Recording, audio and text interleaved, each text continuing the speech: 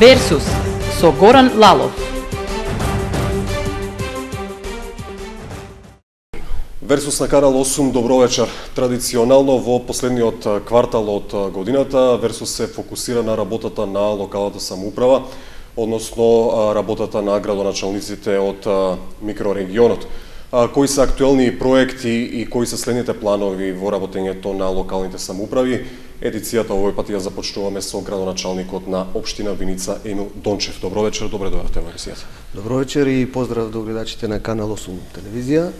Ми представува посебно задоволство што вечерва ќе бидам ваш гостин. Господине Дончев, на седница на Советот на општина Виница, советниците изгласа ребаланс на буџетот кој ќе се крати за 7,85% или 21 милион денари. Од каде се наметна потребата за ребаланс? Минатата година во декември кога го донесовме буџетот или во ноември кога почна проекцијата на буџетот, не знаевме дека следната година ќе има избори. Кога во февруари месец се објавија воредните парламентарни избори, знаете дека тогаш сите институции им се замрзнува работата и секако и на локалната самоуправа. Ние планиравме донесување на неколку детални урбанистички планови, од каде што планиравме да продадеме градежно земјиште и да наплатиме комунали. Меѓутоа, овие 4 месеци додека трае изборите, од февруари до април додека се формира влада, и Министерството за транспорт и врски не издаваше согласност за урбанистичките планови, така да плановите не ни успеа, односно ни се пролонгира за некој известен период. Ние продолживме после изборите со работата околу деталните планови, веќе сме при крај со донесувањето на измените на генералниот урбанистички план, една многу важна работа што сакам да ја спомнам, бидејќи изминатите години имавме проблем со донесување на детални урбанистички планови во градското јадро во градот Виница поради категоризацијата на улиците. Токму тоа беше и идејата да направиме промена на генералниот план во делот на категоризација на улици, односно да ги смениме собирните улици во обични улици за да можеме во градското јадро да ги донесуваме деталните планови.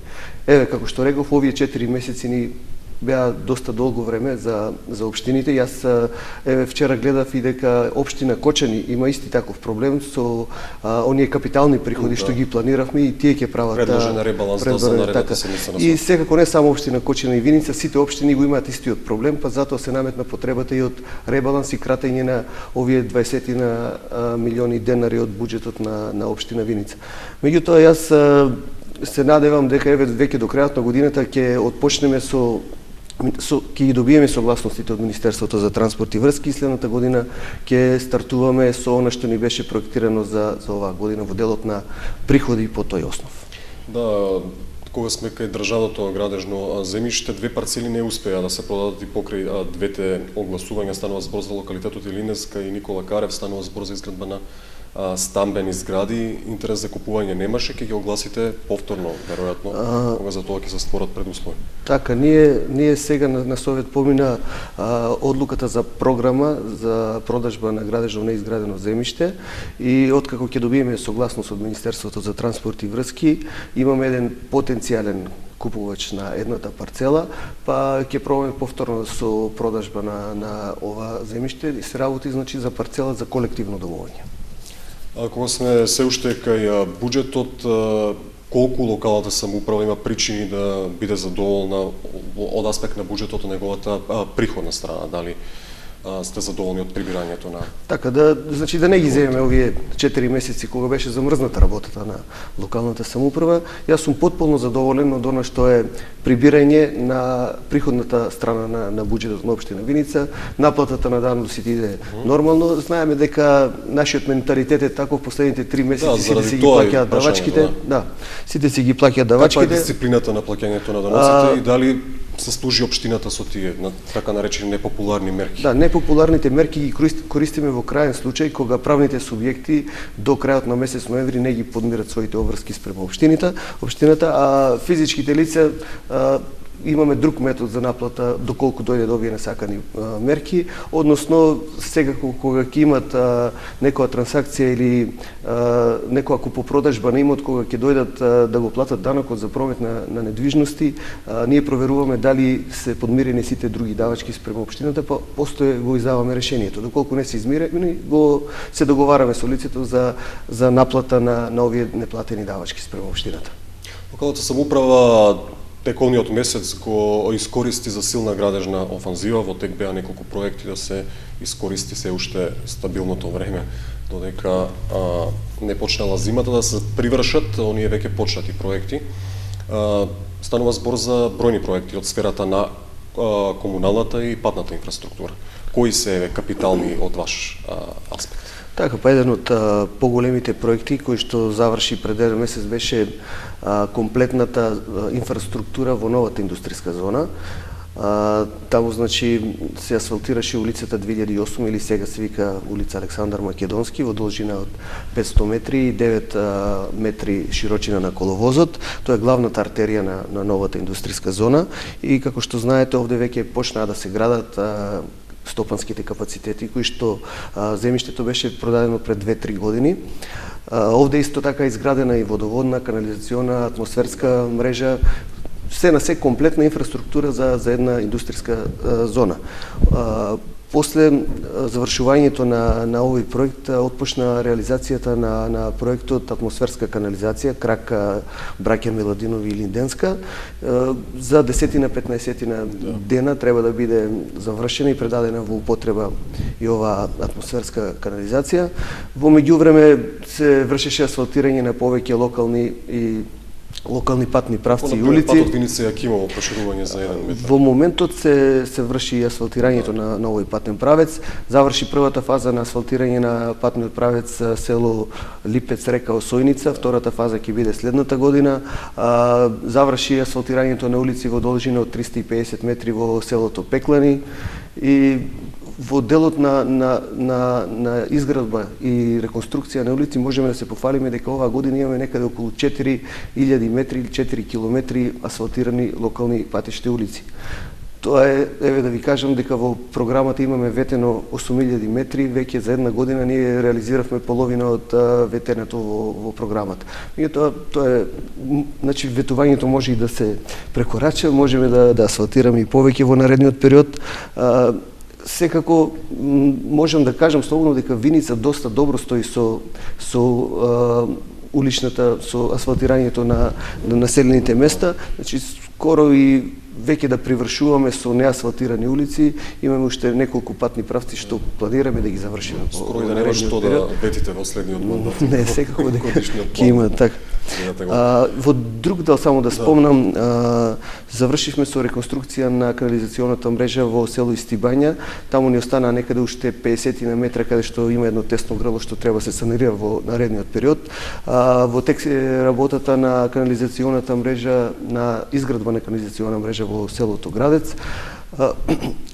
Следната недела се распишува тендерска постапка за изградба на водоводна мрежа во селото Грљани и така да оние инфраструктурни проекти што ни беа планирани за оваа година веќе или се при крај или до крајот на годината ќе ги реализираме.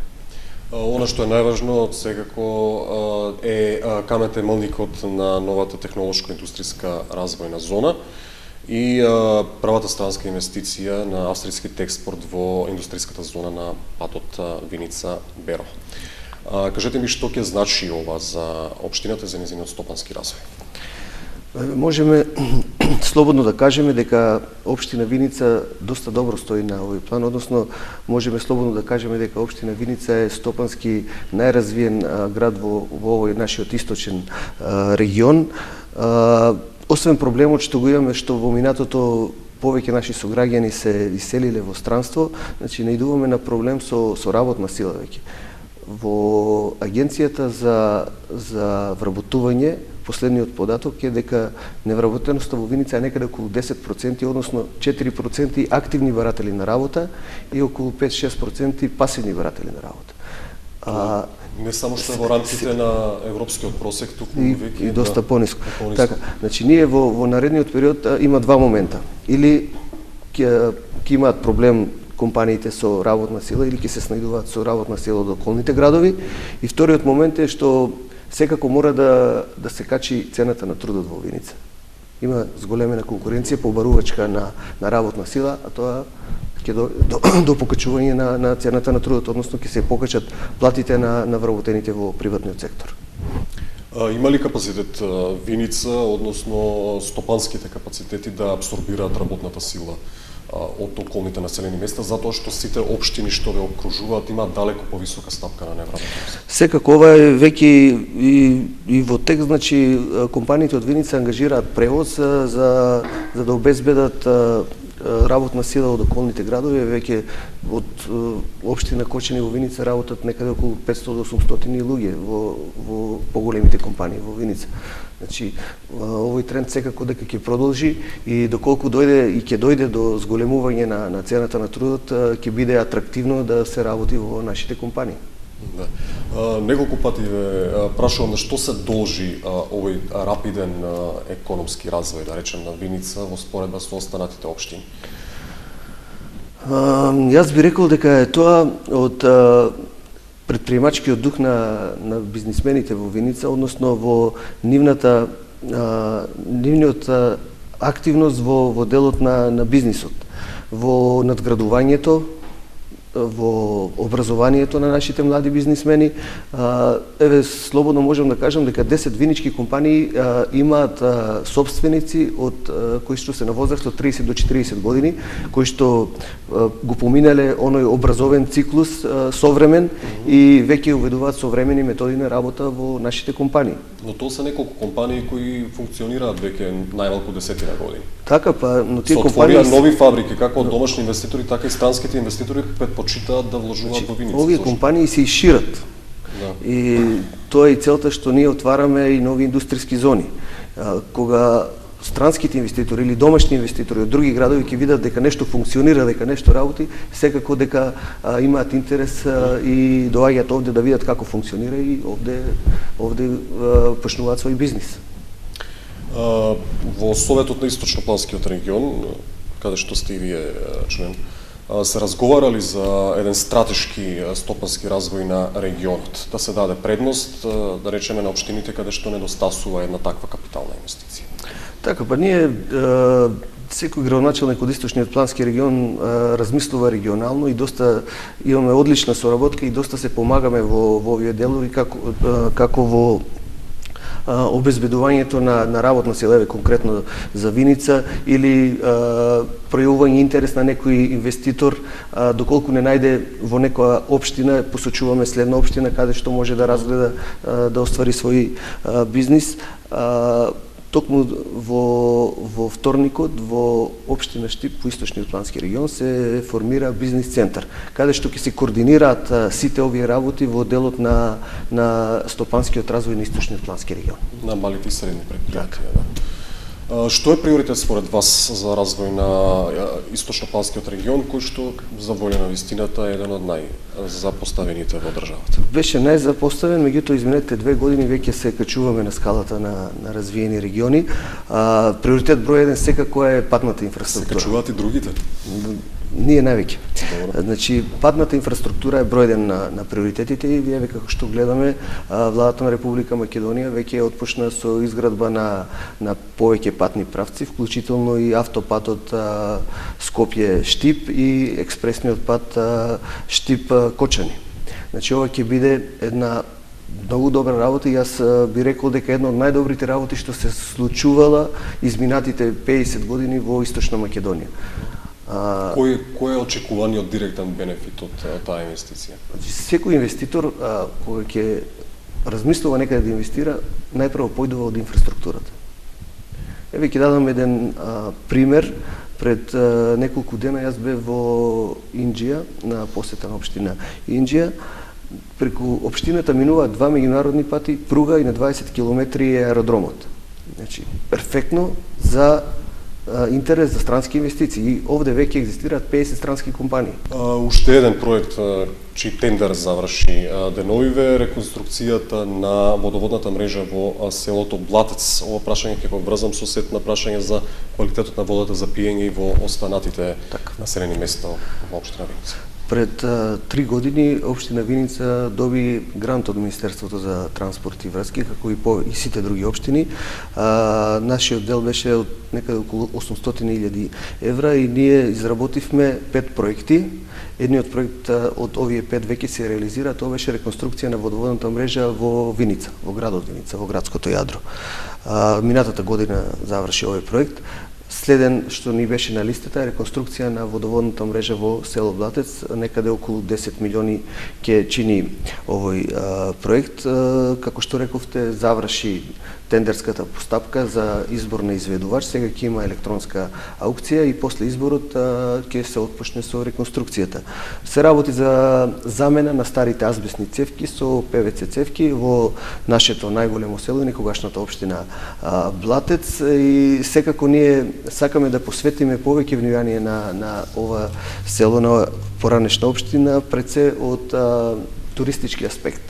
Бидејќи селото Блатец се наоѓа на надморска висина некаде околу 700 метри и представува како воздушна бања. Овде сакаме во иднина да промовираме еден туристички комплекс на што сега уште е во зародиш идејата, меѓутоа имаме можности и за манастирски туризам овде, за селски туризам, така да ќе спремаме еден концепт кој што во некој иден период ќе се реализира, значи Блатец ќе го понудиме како место каде што ќе може да уживаат туристите. На манастирот Свети Ѓорги, Свети Ѓорги, таму така. каде што сега се одржа 8-миот поетски караван на друштвото. Така, во недела беше караванот. Дали е тоа некоја можеби замисла на централната власт, може би проект кој што ќе го понудите и кој што ќе застане од аспект на развој на туризмот? Секој владата има програма за развој на туризмот, ние ќе го понудиме секако до владата за поддршка на туризмот. Како што ви реков, Блатец има прекрасни места кои што може да се видат и може да се посетат, и овде едноставно можете да уживате во прекрасната природа. Што се однесува до квалитетот на водата за пиење, од 9 земени мостри за анализа од Пеклани, Драгобрашки и село Крушево, само една мостра е хемиски и бактериолошки исправна, сите останати покажале микробиолошка неисправност и отсуство на хлор. Ова е веќе проблем кој што се провлекува извесен период. Има ли можеби трајно решение на проблемот? Секако дека има трајно решение. Веќе работиме на тоа. Во неколку од овие населени места се работи за субјективен фактор. Минатата година имавме еден состанок со сите местни заедници каде што има проблем со чистотата на водата и договоривме со име и презиме човек кој што ќе биде задолжен да врши хлорирање на водата. Тоа се врши на некои 3-4 дена. Меѓутоа, како што реков, човечки фактор во село, знаете. Да, разговаравме со тоа. Така. Со директорот на комуналното предпријатие. Конкретно еве ќе кажам за како ќе го решиме проблемот во селото Крушево и во селото Драгобрашти. За неколку дена завршува изградбата на филтер станицата во селото Крушево. Откако ќе заврши изградбата, веќе ќе бидеме 100% сигурни дека овде ќе имаме чиста и квалитетна вода за пиење и веќе извршивме поврзување со водоводот во село Драгобрашти. Откако ќе заврши изградбата на филтер станицата, ги поврзуваме овие два водоводи, така и селото Драгобрашти ќе има чиста и квалитетна вода за пиење. Имаме проблем во селото Трсино. Еве, токму тоа беше еден од поголемите ставки на кратење на ребаланс на буџетот на општина Виница. Се работи за изградба на филтер станица во село Трсино. Село Трсино исто така едно поголемо населено место. Беше предвидено и беше веќе договорено да ние го изработивме проектот, поднесење до Агенцијата за рурален развој, ова е рурално село, значи требаше овие средства да не бидат одобрени од Агенцијата за рурален развој, се работи некаде за околу 7 милиони денари. Меѓутоа, како што се распишаа изборите, 4 месеци Да, но тоа е план за програми за развој за 2015 година. Така, оваа година, како што се моите информации, нема да има објава од Агенцијата за рурални за вакви проекти, но следната година нашиот проект е веќе таму, значи само се чека на објавата и да помине за да го реализираме и да го решиме овој голем проблем во селото Дрсено. Да. На седница на Советот од Центарот за јавно здравје, вината ја посочија во комуналното јавно предпријатие Солидарност во комуналните служби, кои што откако ги презеле овие водоводи за кои што зборувавме предмалку, резултатите изостануваат, па велат дека можеби треба инспекцијските служби да излезат на терен и да реагираат. Имаше преку форумот на заедница еден проект за автоматско хлорирање на системите преку сончеви колектори, меѓутоа наидовме на проблем што има нерешени имотно-правни односи каде што требаше да бидат стационирани овие колекторски системи и не можевме да извадиме одобрение за градба. Така да овој проект пропадна, ако беше решен, немаше потреба од субјекти, од човек да врши хлорирање, него тоа автоматски ќе се хлорираше. Меѓутоа останува за понатака да размислуваме како ќе го решиме овој проблем. Еден од препознатливите брендови за општина Виница последните неколку години, откако беше возобновен е фестивалот Инвиница Веритас, фестивал на хумор и сатира, кој година во година го издигнува организацијата на повисоко ниво. Што значи тој за општина Виница како културен трендмарк? Фестивалот Инвиница Веритас е првиот фестивал кој го возобновивме после 2009 година кога го добив првиот мандат. Јас верував и знаев дека луѓето кои што беа во организациониот одбор дека можат да направат еден фестивал кој што ќе биде светски прочуен и тој стана, значи од 2009 навака со 6-тото издадение сега на фестивалот Инвиница Веритас. Интересот е се поголем и поголем, зборувам во светски рамки, посебно за конкурсот за карикатура, бидејќи имавме скоро цел свет пријавено карикатури. Како и секоја година имаме гостувања на театарски представи од Балканот, меѓутоа ние секоја година се трудиме се повеќе и повеќе да привлекуваме и да анимираме посетители од целата наша држава, па дури од Балканот. Да, имате гости од странство. Така. Кажете ми за теракотните икони, како исто така еден од брендовите, тоа е посебна гордост на општина Виница, а и општина Виница и понатаму подражува, а Министерството исто така и финансира археолошки истражувања и ископување територијата на општина Виница. Така, теракотните икони се единствени икони од ваков вид во светот. Ние и владата и нашата држава во изминатите години вршише промоција и нема скоро континент каде што не били изложени овие наши теракотни икони. Ние продолжуваме со промоција на ова наше културно-историско богатство. Моментално имаме еден мал простор во музејот на општина Виница, каде што се изложени. Нашите планови се од следната година да почнеме со изработка на еден проект за проширување на просториите, односно изнајдување на место каде што ќе извршиме преадаптација за да има поголем простор за музеот. Имаме доста артефакти кои што ги чуваме во депото, кои што не се изложени, кои што не можат да се видат. Па така да, значи, промоцијата на културното наследство останува еден од нашите приоритети. Плоштадот Ангел Винички исто така се оплеменува хортикултурно, а изградивте и тенди за летниот период. Сега не се во функција, меѓутоа ќе бидат. Тоа се два летниковци кои што ќе бидат поставени, едното веќе поставен на плоштадот. Овде во близина се гради новиот трговски центар. Во некој просторот, токму тоа сакам да прашам, докаде ако се пак е тоа приватна инвестиција. Мислам дека имат рок на градба некаде околу 3 години, за 3 години да биде веќе пуштен во употреба. Следно што сакаме да го направиме на плоштадот е поставување на нови фонтани и поставување на споменик на Ангел Винички. Значи тоа ќе биде еден од наредните предизвици на локалната самоуправа.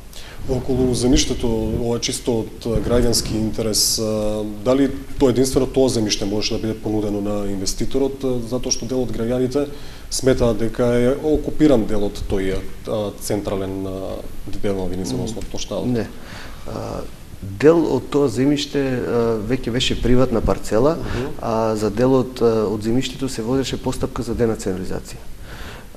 Токму инвеститорот го имаше уна парче од 500 квадрати во приватна собственост и имаше размислување да се врши со дооформување на парцела. Значи ова е веќе стар проект, некаде од 2000 година е почнат, а се реализира минатата година. Постоеше подолг период, се изменуваа законските прописи и минатата година дојдовме за земјиштето го добива да, за земјиштето го доби на основа на лицитација. Значи беше објавено на лицитација, имаше двајца пријавени и со наддавање сегашниот инвеститор го купи земјиштето со една цена што во Виница досега не е постигната, некаде околу 80 евра по квадрат. И тоа сега ќе чекаме да се реализира таа инвестиција. Спортот исто така е во развој, особено за најмладите. Националниот спорт, ракометот, исто така е застапен во Виница преку две младински ракометни школи, едната на филијала на Металург за момчиња и другата на Вардар за девојчиња. Може ли да се очекува еве некои таленти од Виница? И фудбал Вардар. И фудбал Вардар, да, исто така. Па да мора да се сложиме дека спортот е во стагнација во сите општини во регионот. Спортот е во стагнација согласно можностите на општина Виница. Еве сега во ребалансот ги изголемуваме средствата за спорт од она што беше предвидено. Ние сакаме, значи, да направиме непрофесионални, меѓутоа екипи кои што ќе дадат можност на нашите дечиња да можат да се зачленат и да спортуваат во овој, дали во ракомет, фудбал, кошарка. И еве успешно функционираат неколку вакви школи, но тоа е до одредено ниво. Потоа, кога ќе се дојде до ниво на професионализам, немаме уште ни кадар, ни можности да финансираме еден ваков спорт. Доколку се најде некоја можност, еве јас ќе бидам првиот што ќе биде тој да помогнем еден наш клуб да се надпреварува на некој повисок ранг. Да, има ли доволно стручен кадар кој што ќе работи со децата за во иднина по предпоставка да се развие некој талент кој што ќе влезе? Тоа го реков, значи ние имаме кадар до некое ниво. За да веќе се оди во професионализам и да се надпреварува тој кадар веројатно е доволен за таа категорија, нели, возрастна категорија. Да, тој кадар и веќе работи со веќе е стратешки и визионерски во развојот на општинскиот спорт. Посамника имате. Како што ви реков, секоја иницијатива во делот на спортот ја поддржуваме во општината, доколку се најде некој да се нафати со таа работа, јас реков дека ќе бидам првиот што ќе ја поддржам иницијативата. Сосема за крај за меѓународната соработка, неодамна имавте посета од страна на збратимената општина Келце од Полска. Градоначалникот беше во посета на локалната самоуправа на неколку од стопанските капацитети во Виница. Кажете ми, може таа соработка понатаму да се интензивира, да се продлабочува, затоа што има многу да се научи од Келце во делот на искористување на европските предпристапни фондови? Како податок да ви кажам, изминатите 7 години општина Келце има реализирано 7 милиарди евра европски пари. Може би и рекордер. Да, рекордер, може би на европско ниво рекордер. Имаат одлична екипа за изработка на проекти и прво што го договоривме со градоначалникот беше дека сега после изборите на следната недела во Полска, дека ќе ни испратат од општината од луѓето кои што ги изработувале проектите, за да почнат со обука нашите луѓе, нашиот кадар во општината за изработка на вакви проекти пред европските фондови. Значи, тоа ќе биде една огромна помош да го искористиме искуството на општина Келце и тие се сложни во секој момент да учествуваат како партнери со нас во проект што ние би го поднеле до европските фондови. Има ли може би Келце нешто да научи од општина Виница? Секако секој може да научи по нешто. Прво што и се допадна овде беше нашата храна, нашата кујна и прекрасното вино што го има Република Македонија. градоначалникот беше запрепастен од квалитетот на храната што имаме овде. Значи, и бидејќи зборувавме за потеклото на името на Виница, Виница, тој ми даде една прекрасна идеја. Јас кога влегов во Виница не видов ништо што би ми заличило на вино, тој не можеше да ги види виновите насади, меѓутоа рече пред секоја куќа треба да има винова лоза, да има грозде на влезот на градот, за да се знае дека се влегува во градот на виното. Во ред. Благодарам за гостувањето во Версус на Канал 8. Се надевам дека беше интервјуто податливо за гледачите во делот на она што локалната самоуправа го работи. Беше работи година. Задоволство што бе ваш гостин. Благодарам уште еднаш, благодарам за гледачите, останете со Канал 8. Пријатно.